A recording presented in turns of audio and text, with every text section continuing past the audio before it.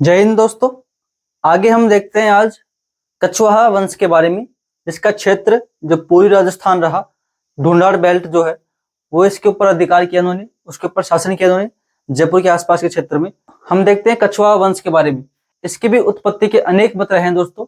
ये स्वयं अपने आप को श्री राम के पुत्र कुश के वंशज मानते हैं।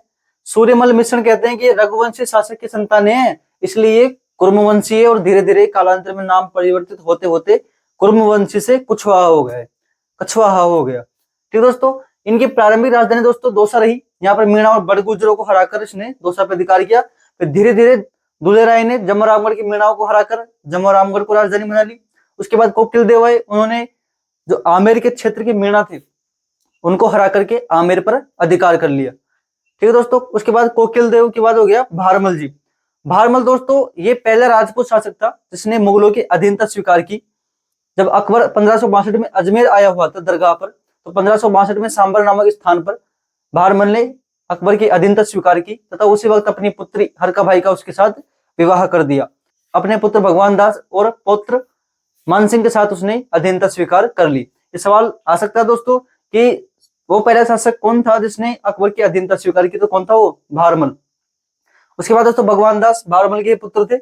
7 वर्षों तक दोस्तों पंजाब के सूबेदार रहा है। ठीक है साथियों, इसने सरनाल के युद्ध में अपनी विजय का परिचय भी दिया था।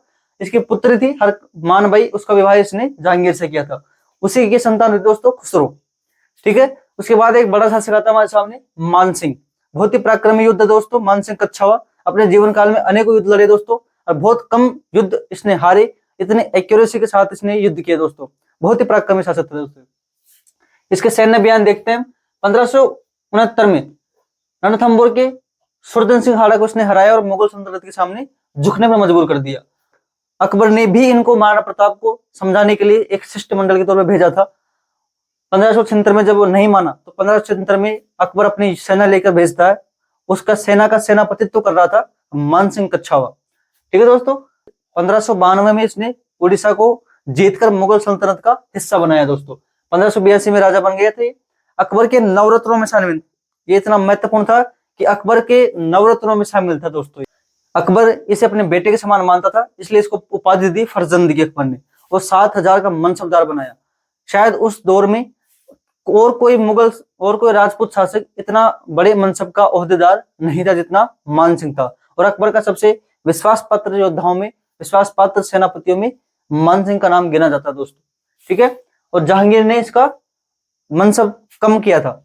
जब अकबर चला गया तो जहांगीर आया, जहांगीर ने मानसिंह का मनसब कम कर दिया था दोस्तों। और ये सवाल परीक्षा में आया हुआ भी है। ठीक है, इसकी रानी थी दोस्तों कनकावती। उड़ीसा के में युद्ध के दौरान इनके पुत्र जगत सिंह की मृत्यु हो गई थी, तो जगत सिंह की याद में ही रानी कनकावती ने जगत शिरोमणि मंदिर का निर्माण भी करवाया था। ठीक है दोस्तों, इनके दरबारी और ग्रंथ मुरारीदान इन्होंने लिखी थी प्रमाण प्रकाश। ठीक है दोस्तों, एक था जगन्नाथ, उसने लिखी थी मानसिंह कीर्ति मुक्तावली। इनके समय में ही मानचरित्र महाराज कोश का ग्रंथ भी लिखा गया दोस्तों। ये कुछ इंपोर्टेंट बातें आरबीसी के अकॉर्डिंग, उम्मीद इनमें से सवाल मिल जाए देखने को आपको। पिछली बार ये सवाल आ गया था, जहांगीर ने किसका मनसब कम किया था, तो मानसिंह का कम किया था। ठीक है दोस्तों, इसके बाद आता है दोस्तों हमारा अगला राजा मिर्जा राजा जयसिंह। 1621 से 67 तक इसका कार्यकाल रहा दोस्तों। 1623 में दक्षिण में इसने मलिक अंबर को विद्रोह को दमन किया, मलिक अंबर को। 29 में इसने उज्बेगों के दमन किया। 30 में खाने जहां लोधी को हराया इसने। 1636 में शाहजहां के साथ बीजापुर गोलकुंडा के अभियान पर गया। 37 में सूजा के साथ कंधार अभियान पर गया।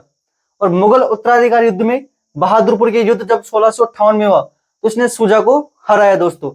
और औरंगजेब ने इसे शिवाजी के दमन के लिए दक्षिण में भी भेजा, और इसने शिवाजी के विद्रोह का दमन भी किया, शिवाजी को बंदी भी बनाया, और शिवाजी को मजबूर भी किया पुरंदर की संधि करने के लिए। पुरंदर की संधि 1665 में। आगे देखते दोस्तों सवाई जयसिंह के बारे में। सवाई शब्द दोस्तों ये दिया था औरंगजेब ने। औरंगजेब को मानना था कि ये मिर्जा राजा जयसिंह से भी महान और वाक्पटुता में चतुर और पराक्रमी योद्धा है, इसलिए इसको सवाई की उपाधि दी। मतलब सवाई मतलब होता है ज्यादा। ठीक है साथियों, मुगल उत्तराधिकार युद्ध में जब जाजव का युद्ध हुआ तो इसने आजम और मुअज्जम में युद्ध हुआ तो इसने साथ दिया आजम का, लेकिन युद्ध जीत गया मुअज्जम।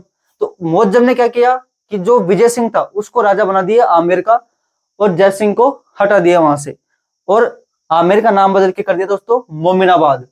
ठीक है साथियों। 1773 में फर्रुखसियर, हालांकि बाद में इसने मेवाड़ की सहायता से युद्ध करके वापिस से आमेर पे कब्जा कर लिया था। 1713 में फर्रुखसियर ने मालवा के सूबेदार बनाया इसको। 1713 में मालवा के से सूबेदार बनाया गया। दोस्तों 1734 में इसने होडा सम्मेलन की नींव रखी। होडा सम्मेलन आयोजित किया। क्यों किया था? मराठाओं के बढ़ते विद्रोह को दमन करने के लिए इसने होडा सम्मेलन का आयोजन करवाया था।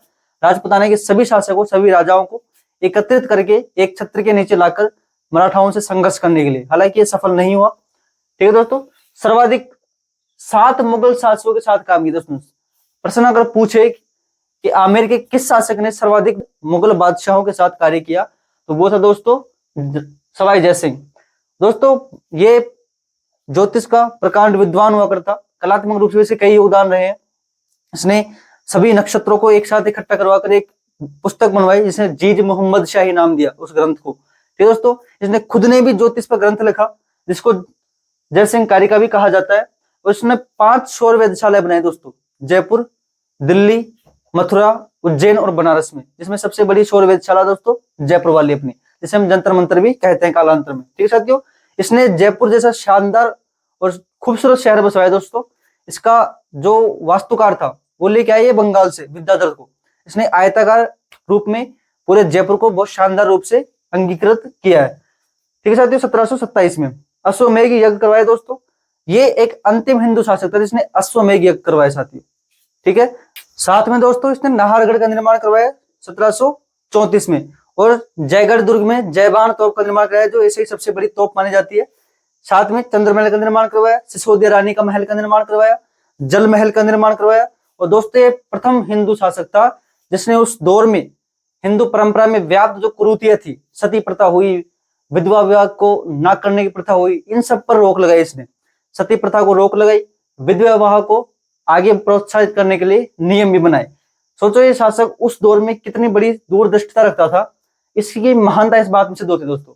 यकीनन पूरे जयपुर के इतिहास हम देखते हैं तो सबसे वास्तविकता में जो एक राजा होना चाहिए उसकी खूबियां सारी सवाई जयसिंह में देखने को मिलती है।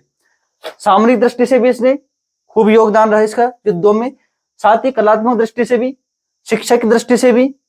ठीक है दोस्तों। साथ में नवनिर्माण की दृष्टि से भी, और दूसरा सामाजिक तौर पर सामाजिक कुरीतियों को दूर करने की दृष्टि से भी देखा जाए तो वाकई में अपने आयामों में ये दोस्तों सर्वोच्च शिखर पर स्थान प्राप्त करता है। ठीक है दोस्तों। ये है कच्छावा वंश से संबंधित आमेर जयपुर के शासकों के बारे में। आगे हम देखते हैं दोस्तों अगले शासकों के बारे में। दोस्तों हम देखते हैं अगले राजवंश के बारे में, भरतपुर राजवंश, जिसके अंतर्गत जाट राजवंश का शासन रहा दोस्तों। इस जाट राजवंश की स्थापना की थी चूड़ामन ने।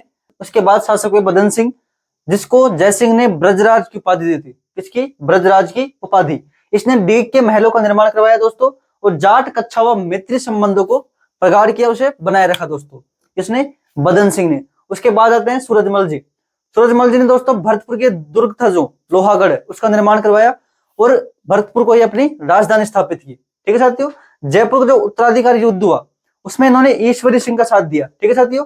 और पानीपत के युद्ध में ये जाने वाले थे अब्दाली के विरुद्ध, लेकिन सदाशिव भाव के दुर्व्यवहार के कारण ये वापस लौट आते हैं।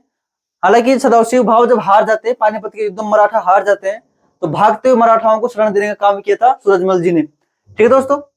ये कुछ सामान्य जानकारी थी भरतपुर के बारे में। आगे जैसलमेर की भाटियों के बारे में। दोस्तों जैसलमेर की भाटियों के बारे में एक ही चीज इंपोर्टेंट है, 2.5 दिन का शाका। 2.5 दिन का शाका, 2.5 शाके प्रसिद्ध है। प्रथम शाखा था दोस्तों मूलराज के समय अलाउद्दीन खिलजी का आक्रमण हुआ था। ठीक है। दूसरा शाखा हुआ राव दूदा के समय जब फिरोज शाह तुगलक का आक्रमण हुआ था। तीसरा जिसे अर्ध शाखा भी बोलते हैं दोस्तों, ये राव लूणकरण के समय हुआ था।